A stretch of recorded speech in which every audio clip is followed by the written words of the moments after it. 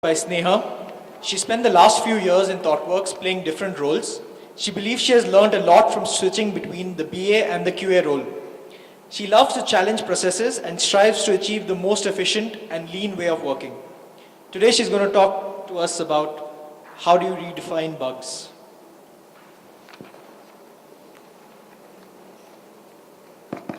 Okay, good afternoon everyone. So I'm here to talk about bugs. It seems to me at least, and tell me if I'm wrong, that bugs essentially define what we do, right? There might be so many different kinds of ways and methods in which we test, but essentially we're testing to find bugs. Do you agree? I mean, it's simple, it's a very simple thought, right? So we're finding bugs. Bugs essentially define us. So the quality of bug that you find might even make you a good QA versus an average QA, right? The bugs that you find on on your project team pretty much make you the villain of the team, right? I mean, man, that QA finds a lot of bugs. You better be aware of that guy. It's what makes the development team kind of scared of the QA team, right? I mean, do you all agree, or it's just me? Bugs form a really important part of our lives, right? So think about, so let's take an example. You guys worked on a particular product or a website, and you spent a lot of time and a lot of energy. You built the product right. You tested it to the T. You made sure everything that was expected in the requirements document is inside the product. And then you went live, right? And this is what happened.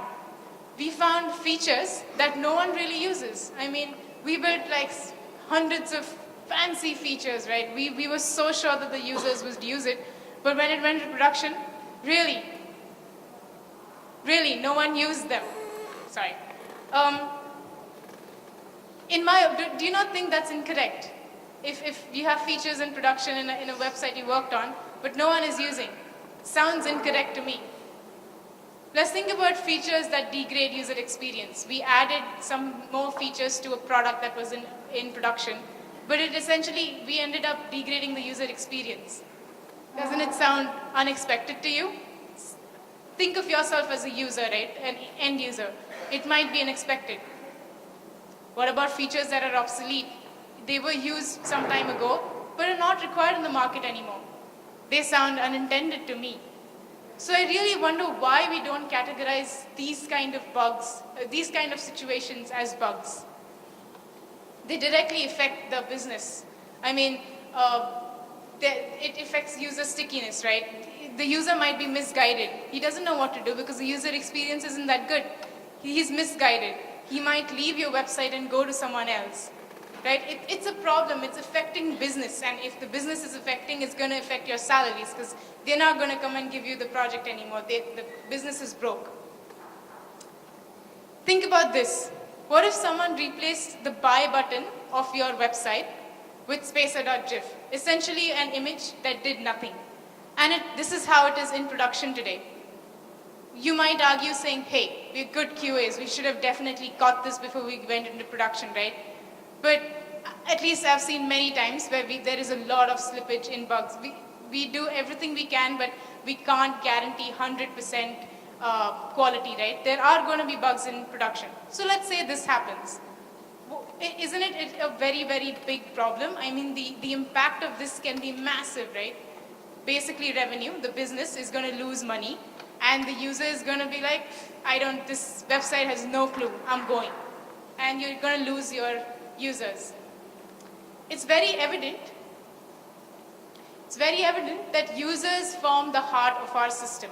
Anything that we want to build, product, website, anything, users are obviously form the heart of our system. Users define the business and not the other way around. Think about Twitter. Twitter was essentially built to be a networking site just within the company, just for the employees. But today it's like this massive networking site where I'm sure all of us use it, right? Another example, similar example is Flickr. Flickr, not sure if you all know, but they started off to be a gaming site, right? And that business is completely different from what Flickr is meant to be today. Flickr, as you all know, we upload images. It's almost like a picture where you would store and edit your pictures, have your pictures, share your pictures. So the business is really different, isn't it? What this means is that the businesses of Twitter and Flickr, they pivoted according to the users that they define. Think about user base. So user base defines the success of a product. Again, Instagram, Pinterest. The reason they're so popular is because of the user base. Facebook is another classic example, right? Users that have a choice to go to your computer. Now, today, there are so many choices for the social networking sites, right? They will go to your competitor if you don't listen to what they're saying. Orkut. How many of us remember Orkut? I know when I came out of, when I was in college, Orkut was the thing to be. Everyone was logging on to Orkut. Where is Orkut today? It's gone, right? Facebook pretty much took over Orkut, and today is Facebook's day. Point being that it's possible that Orkut did not listen to what their users wanted, just continued to be what they are, and now they're obsolete. Okay, sure, sounds like problems, but these have existed for long, right? Why should we be talking about this today again? Today we have a lot of tools, evolved tools to help us find and capture these kind of bugs. And these tools, along with some very profound techniques that we learn from the lean startup, continuous delivery, things like that, they help us understand a very important thing called validated learning. What is validated learning? You want to test the waters before you actually build anything. If you were part of the lean game, one of the things we spoke about, waste. Avoid waste. Anything that is not required by the end user, don't build it till you've tested the waters. Dropbox, classic example. Dropbox was started with only one geeky video. All they had is a video that sort of described what they intended to do. They didn't build anything. It's only when they realized that there are a lot of users that would like to use their functionality is when they went and invested to build Dropbox. So how do I get validated learning? Metrics, right? Number of orders, number of users, what are the trends, how are they using my site, what is happening on my site. There are many ways that you can actually find out what is happening on your site. Google Analytics, Omniture, all kinds of tools that help you do that. Metrics indicate user trends, right? They tell you revenue, conversion rate, stickiness on the site. Coming back to our earlier example of buy. So if this happens, right, you might think of metrics to be an immune system for your product. What does that mean? So say we missed catching the buy button problem, right, and it's got into production. None of us found it out. Maybe the metrics, if they're in place, that can be a way of finding that bug for you. The metrics will drop to say your users are leaving the site, you didn't have any conversion rates, your revenue is gone. Maybe that's a good indicator for you to know that something's wrong, I need to go check it out. So metrics can help you find bugs as well.